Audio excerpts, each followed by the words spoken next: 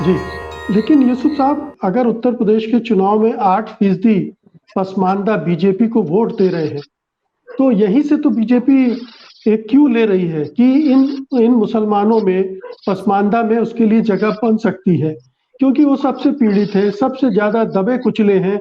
उन्हें 2 वक्त की रोटी मिल जाए तो उसी पर वो एहसान से दब जाते हैं और शायद इसीलिए वोट भी करते हैं। इसीलिए 8% कम वोट नहीं होता है अगर बीजेपी को पड़ा है तो। तो शायद यही वजह है कि बरसों से आरएसएस एक मुहिम के तहत उत्तर प्रदेश में एक लंबी फहरिस्त है जिन शहरों में दंगे हुए, जिन शहरों में, जिन जिलों में मुसलमानों की आर्थिक स्थिति मजबूत थी, वहां के हाथ के कारोबार मुसलमानों के हाथ में थे, वहां साजिशन दंगे करके उनकी आर्थिक स्थिति कमजोर की गई। और तो इसीलिए की गई है कि एक बार इनके अर्थ कमाने का मतलब रोजी रोटी के जरिए बंद हो जाएंगे तो ये हमारी तरफ लौटेंगे, भीख मांगेंगे हमें एहसान की। ये इस पर तो विभूति नारायण राव जी ने बड़ी अच्छी किताब भी लिखी है। तो उसके उनके फाइंडिंग्स यही है कि फिरोजाबाद, अलीगढ़, बनारस और मेरठ, मुरादाबाद, जहां पर मुसलमान अपने दस्तकारी में या कार में मजबूत था, वही दंगे करके किया गया। दूसरी बात यह है जो शिवा जी ने बहुत अच्छे से इस फर्क को समझाया कि पसमानदा और अशराफिया की जो लड़ाई है ये विद इन सोसाइटी है, और एक विद इन सोसाइटी ये उतनी बड़ी लड़ाई नहीं है। और शहरों में तो ये लगभग फर्क अब मिट सा गया है।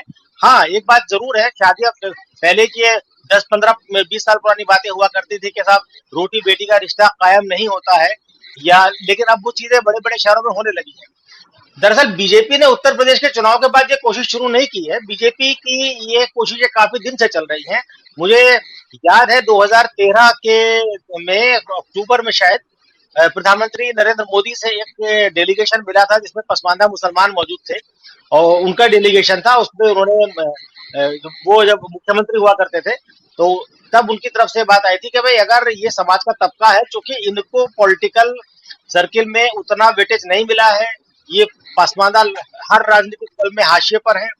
और दूसरी बात, कांग्रेस हो या उत्तर प्रदेश की अगर हम बात करें तो समाजवादी पार्टी हो या बहुजन समाज पार्टी हो, इसमें जो मुस्लिम लीडरशिप के नाम पे जो नेता थे वो सब अशराफिया तबके के थे, और उन्होंने एक अपना वर्चस्व स्थापित कायम रखने के लिए कभी भी जो ओबीसी मुसलमान है जिसे पसमानदा तबका हम कहते हैं उनको कभी आगे नहीं आने दिया गया। ये बात बिल्कुल सच है। बिहार में वही लीडरशिप आरजेडी में भी थी, जेडीयू में भी थी, जो भी पार्टियां रही तो उसमें ये रहा है। और मुझे याद है 2005 में जब सच्चर कमेटी की काम चल रहा था, सच्चर कमेटी की बैठक पहली बार पटना में हुई थी, तो वहां अली अनवर ने जब ये पसमानदा का इशू उठाया था तो उनके खिलाफ वहां काफी बदतमीजी के लोगों ने की थी, मारपीट तक हुई थी। और अली अनवर ही इस पसमानदा शब्द को राजनीति में फेमस करने वाले व्यक्ति हैं, और इसके बाद उन्होंने एक टर्न आउट भी किया। तो एक वोट बैंक की राजनीति में बिहार में उन्होंने शिफ्ट करके दिखाया है। जी।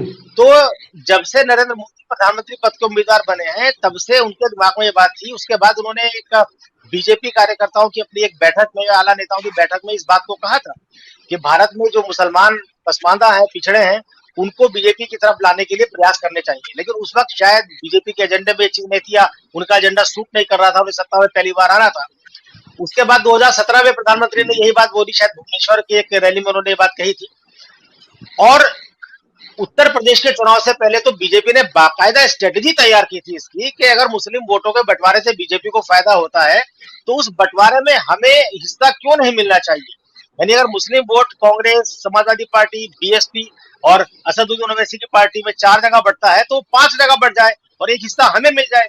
इसके लिए उन्होंने 50,000 बूथ छाटे और उन बूथ पर 15-15 जो उनके अल्पसंख्यक मोर्चा से जुड़े हुए मुसलमान हैं उनकी एक टीम तैनात की गई और सबको जिम्मेदारी दी गई कि हर आदमी कम से कम 15 से 30 वोट डलवाएगा हर बूथ पर।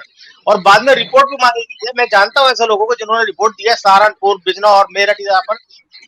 तो उसमें पूरी डिटेल बीजेपी आला कमान को सौंपी गई कि किस बूथ पे कितने मुस्लिम कार्यकर्ता तैनात है और उन्होंने कितने वोट डलवाए हैं।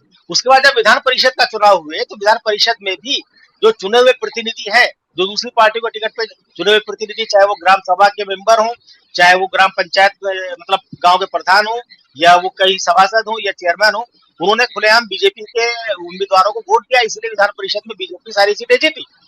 तो ये बीजेपी पर काम कर रही थी। और नरेंद्र मोदी के केंद्र में प्रधानमंत्री बनने के बाद जो बीजेपी का राष्ट्रीय मोर्चा है, अल्पसंख्यक मोर्चा, उसका अध्यक्ष भी एक अंसारी को बनाया गया। तो बीजेपी लगातार काम कर रही है। उत्तर प्रदेश में भी पसमानदा तबके के लोगों को लाया गया, लेकिन ये बीजेपी का कोई मोह नहीं है पसमानदा तबके को लेकर, या बीजेपी इस पर उनका कोई भला करना चाहती है, ऐसा नहीं है। अगर ऐसा होता तो 2005 से सुप्रीम कोर्ट में फ्रैंकलिन हमारे दोस्त हैं, उनकी एक याचिका चल रही थी जिसमें उन्होंने कहा था कि दलित, मुस्लिम और ईसाई दलितों को भी आरक्षण मिलना चाहिए दलित कैटेगरी में। कांग्रेस 10 साल सत्ता में रही और उस पर उसने एफिडेविट दाखिल नहीं किया। अल्टीमेटली नरेंद्र मोदी की सरकार ने अपने पिछले साल उस पर एफिडेविट करके कहा कि नहीं, ये काम नहीं हो सकता है। तो अगर पसमानदा मुसलमानों से या मुसलमान और ईसाई दलितों से बीजेपी को इतना मोह अचानक आ गया था तो उन्हें आरक्षण में हिस्सा दिला देते। हम मानते कि हाँ उनका मोह है। तो जो इश्यूज है, कोर इश्यूज है, उनको अगर बीजेपी एड्रेस नहीं करती है और सिर्फ ये मोह करते अब हम स्नेह यात्रा निकालेंगे या उनको पास लाएंगे, राशन दे देंगे, तो ये बेसिकली आरएसएस की जो एक थ्योरी है उनका है। अटल बिहारी वाजपेयी जी ने 1995 में आर्टिकल लिखा था जिसमें उन्होंने बताया था कि how to treat Muslims in India. उन्होंने कहा कि 3 तरीके हैं मुसलमानों से ट्रीट करने के। नंबर 1, संस्कार दें, तो उनको याद दिलाइए कि साहब उनके पूर्वज तो हिंदू थे, तो वो हिंदू धर्म के प्रति, हिंदू संस्कृति के प्रति अपनी आस्था प्रकट करें, नमाज रोजे भी पढ़ें और हमारे यहाँ गणेश से लेकर के राम कृष्ण सबकी पूजा भी करें। तो ये उनका हो जाएगा संस्कार।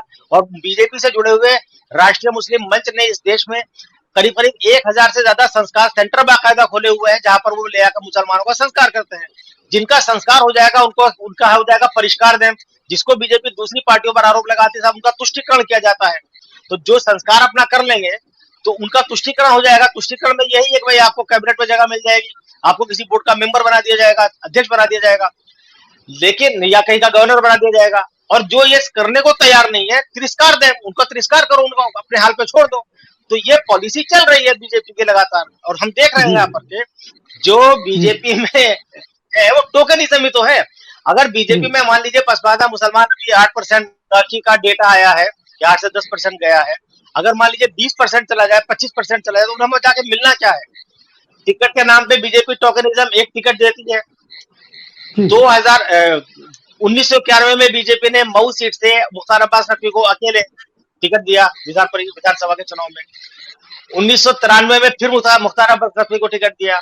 2012 में बदायूं की सहसवान सीट से एक शकील आलम सैफी को टिकट दिया। तो एक टिकट लोकसभा में तो एक भी नहीं दिया। तो बीजेपी के साथ मुसलमान जाके करेगा क्या? जैसा कि शिवा जी ने भी कहा और मेरा भी परसेप्शन है कि बीजेपी का अल्टीमेट मकसद क्या है। जो अभी राष्ट्रीय कार्यकारिणी की बैठक हुई है जिसमें अमित शाह जी ने कहा कि बीजेपी अगले 30 से 40 साल केंद्र की सत्ता में रहेगी और ज्यादातर राज्यों की सत्ता में रहेगी। 2019 में उन्होंने कहा था कि बीजेपी को 50 साल को हिला नहीं पाएगा।